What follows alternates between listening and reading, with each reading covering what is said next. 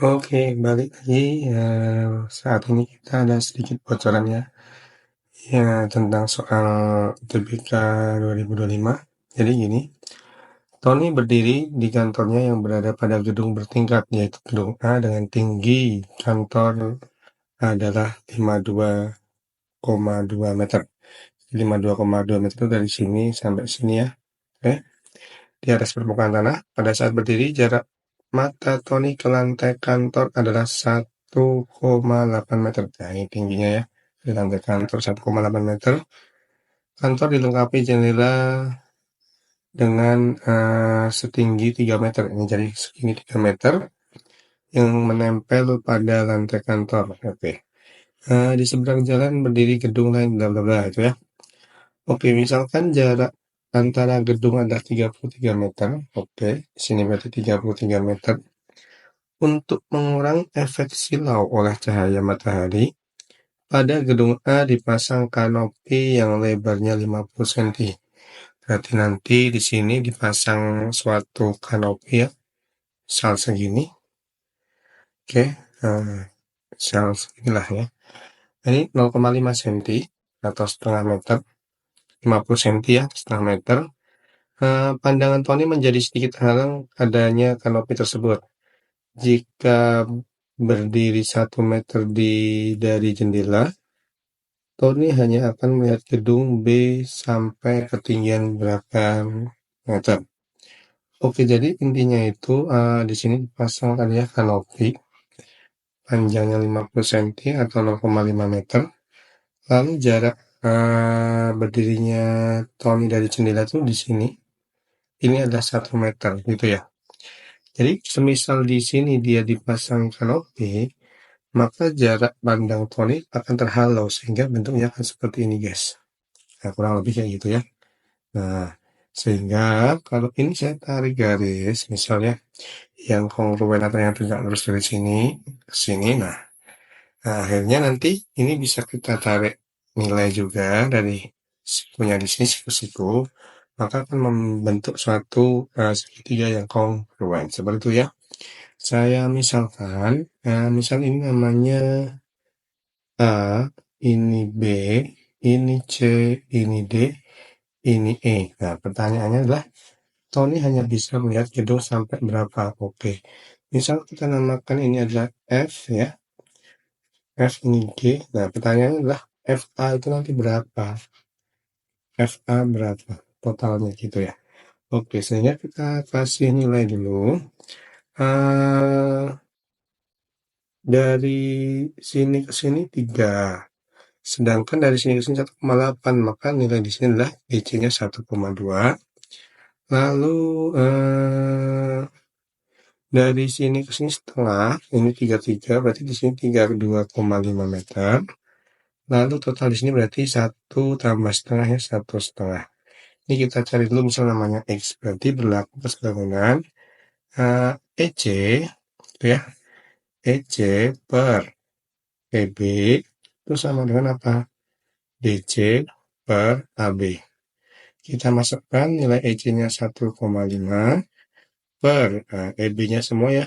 EB-nya berarti kalau kita tambahkan adalah 34 sama dengan 1,2 per X. Ini kalau kita sederhanakan 1,5 sama 1,2 bisa kita bagi 0,3 semua. Ini 4, ini 5.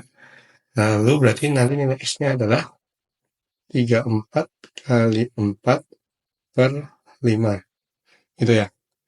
Ini agak jelek angkanya, kalau kita sederhanakan nanti nilainya adalah 76 ya, 6,8. Nah ini kita nggak usah hitung dulu aja. Kalau sudah ketemu X-nya segitu, maka AF itu adalah apa? Berarti AB nilai tadi ditambah dengan BF. Sedangkan AB-nya tadi adalah X, nilainya adalah 6,8 kali 4 ditambah BF-nya 52,2. Gitu ya. Oke. 5,52,2. Oh, sampai sini berarti ya. Tambah 1,8 berarti menjadi ini 54 ya. 4. Nah, sedangkan kita tidak perlu susah-susah menghitung nilai ini. Kita lihat aja, oh 6,8 kali 4 itu pasti belakangnya satuannya koma 2, ya kan? Ini karena bulat koma 0, maka secara tidak langsung pasti nanti jawabannya yang ada koma 2. Kalau kita perhatikan jawabannya hanya yang B. Seperti itu, yaitu 81,2. Oke, mudah bukan? Kita lanjut ke soal berikut. Oke, selanjutnya di halaman sekolah, Fani berdiri di titik B di antara sebuah dinding dan sebuah tiang yang dipasang lampu di puncaknya. Tinggi badan Fani adalah 175 cm. Oke, berarti 175. Oh, tapi karena opsinya dalam bentuk meter, langsung kita jadikan aja dalam meter, berarti 1,75 meter. Dan panjang bayangan pada dinding adalah 50 cm. Panjang bayangan dinding, tapi di sini ada Fani berdiri, berarti panjang bayangan dinding yang dimaksud adalah di sini ya, di AQ, berarti 50 cm itu adalah 0,5 meter. Pada dinding terdapat sebuah jendela berbentuk persegi panjang yaitu PQRS garis AL pada gambar adalah tegak lurus dengan dinding dan tiang lampu. Jika jarak Fani ke tiang lampu adalah 20 meter dan Fani berdiri dari dinding itu adalah 1 meter, maka tinggi tiang lampunya. Oke, ini kita namai dulu aja. Misal di sini namanya adalah H. Oke ya, H karena belum ada namanya. Nah, nanti untuk mengerjakan ini, berarti yang ditanyakan adalah HL berapa. Kalau kita perhatikan, ini kan belum membentuk suatu segitiga yang sempurna. Sehingga ini kita potong aja di sini. Garis bantu. Seperti ini ya. Oke. Kita namakan nilai yang baru titik potongnya di sini misal adalah I. Ini misal J. Ini K. Berarti nanti yang ditanyakan adalah tetap HL ya. Berarti kita mencari HI dulu. HI-nya berapa, baru ditambah IL-nya nanti adalah 0,5. Gitu ya. Oke, kalau kita keluarkan gambarnya dulu, saya gambar di samping di sini. Berarti seperti ini. Ini kita buat lagi. Berarti di sini adalah H, ini adalah I, ini adalah J, ini adalah K, ini tetap Q. Di sini QJ tetap 1 ya. Lalu tinggi KJ-nya karena ini 1,75, ini 0,5, berarti di sini sisanya. Sisanya berarti 1,25. Lalu JI tetap 20, ini yang ditanyakan dulu. Berarti nanti berlaku perbandingan QJ, yaitu ini ya, per total. Berarti 1/21 sama dengan ini per ini ya. Berarti 1,25 per X gitu ya. Berarti nanti X-nya adalah 21 kali 1,25. Ini sama aja 1,25 itu kalau dikali 20 itu kan berarti kan 12,525 ya. 25 ditambah dengan sekali ini berarti 1,25 berarti 26,25. X-nya itu sama aja HI. Padahal yang ditanyakan adalah HL berarti HI ditambah IL berarti 26,5 sorry 26,25 ditambah 0,5 berarti menjadi 26,75. Berarti jawabannya yang E. Oke, kita next ke soal selanjutnya. Diberikan sebuah lampu tergantung di langit-langit tepat di atas suatu meja bundar. Jari-jari meja ada 1,5 meter, berarti mejanya itu ini ya, 1,5 meter. Oke. Lalu jari-jari bayangan di lantai adalah dari sini ke sini, mejanya adalah 2,5. Gitu ya. Dan sebuah gelas diletakkan tepat di tengah meja. Biru ini adalah gelas. Misal tinggi lampu itu 2,5 meter, berarti dari sini ke sini itu 2,5 meter. Dan tinggi gelasnya 10 cm atau 0,1 meter. Perbandingan luas bagian atas dan bayangan di meja adalah 1 banding berapa? Ini adalah mungkin yang dimau luas bagian atas si gelas ya. Gelas, jadi tutup atasnya itu dan bayangan di mejanya si gelas. Gelasnya memiliki bayangan berapa gitu ya. Baik, kita coba dulu kita namai. ini misal di meja kita namakan ini A, ini misal di sini B, ini C. Nah, berarti nanti kalau kita perhatikan segitiga LPC ini ya, maka berlaku perbandingan. Kita cari dulu aja LB-nya. LB-nya karena nggak tahu, berarti LB per LP sama dengan apa? AB per CP. LB-nya itu tadi belum tahu, kita cari misal namanya X ya. Berarti X per LP-nya adalah 2,5 sama dengan AB-nya 1,5 per 2,5.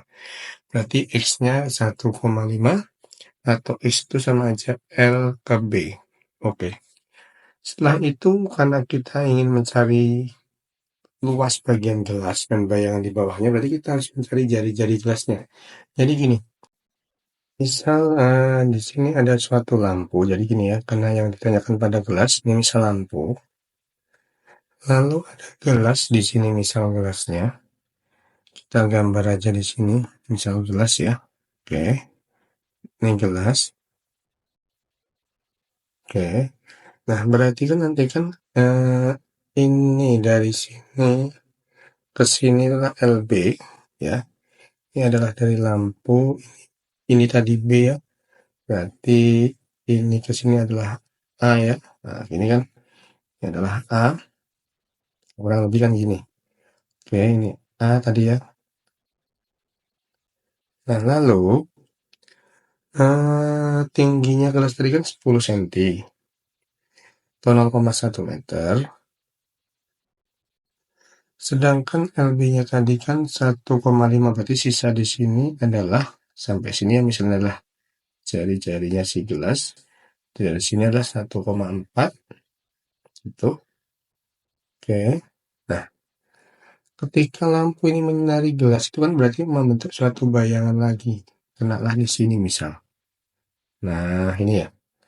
Nah, gitu kan. Nah, sehingga kalau misalnya kita namakan R1, ini misalnya kita namakan dia R2, maka berlaku nanti perbandingannya kita lihat di sini ya, akan ketemu nanti. Berarti perbandingannya nanti adalah L ke sini, yaitu 1,4 per totalnya 1,5 sama dengan R1 per R2 gitu ya.